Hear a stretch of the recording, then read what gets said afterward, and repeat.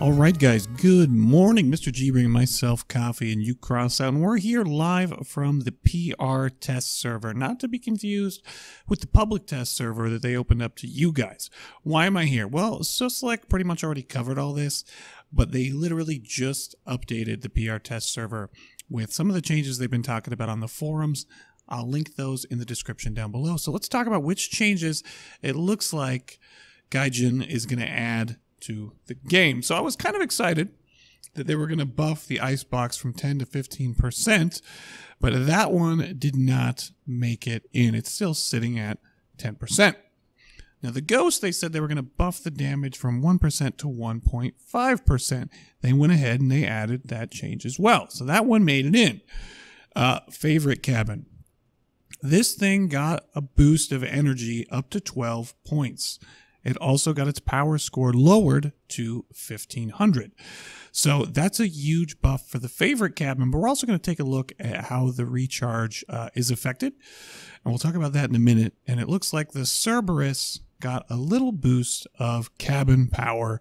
Not a whole lot going on there with that wonky, goofy-like cabin. All right, so the other big news was that they've been tweaking hover. I know a lot of us have been very concerned with what's going to happen with the old ICARUS modules. So, ICARUS 4 right now, they did bump the power score of this up to 360.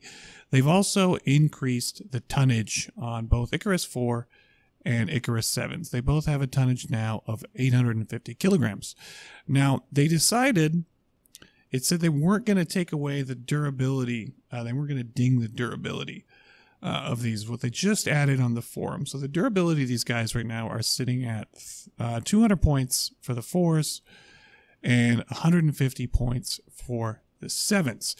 So it says that hover power directly depends on the power of the cabin and the engine. Each installed ICARUS 7 reduces power by 5%, and each installed ICARUS 4 reduces the power of a vehicle by 8%. You can see there they have it. So ICARUS 4s are going to slow you down more because they're the more beefy hover part. Namely, they're trying to keep these out of low power score matches and make them mostly only be around in higher power score matches. Now, the biggest nerf to hovers is maximum possible speed nerf by 12%.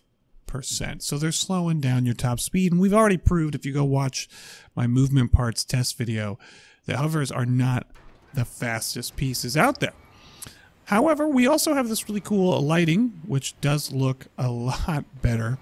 Gives it a lot more depth and texture. Okay, back to talking about the favorite cabin and hovers. So hovers do feel 12% slower, undeniably slower. Also feels like the favorite bonus is charging significantly slower. So we're just playing around using triple hammer falls, which will probably become meta if the favorite really gets the buff because we're going to be able to cool it down. But you can see, even with the cheetah, it takes forever to charge this cooldown ability. So you're going to have to be all about the burst damage with these things. They're just, yeah, they're not going to give you a lot of recharge there. And no, it doesn't work on modules. I tested it with Cloak. The favorite cab's ability does not tweak modules. So that might work a little bit better on the Bigfoot. All right, we're also going to look at heavyweight hovers. So we made a mammoth just to be silly. You should never build one of these. It's a terrible build idea. So yeah, we can carry a decent amount of weight with the tonnage increase. I made a mammoth hover build, look it up on the channel, ages ago, just for a lark. I didn't have to fuse anything for tonnage on this one. It was actually a lot easier to stick more weight on this thing. I mean, the maneuverability is still pretty good. Acceleration is still pretty decent on hovers. And top speed on this is actually not that much slower than the favorite cab we were just in. I mean, it is slower, but speed is tied to our cabin power. So we've got the Humpy in there, and we've got the Colossus, which give it a decent amount of power and a decent amount of acceleration. So that's what a gigantic fatty hover build is going to look like right now. Are these changes final? They're not.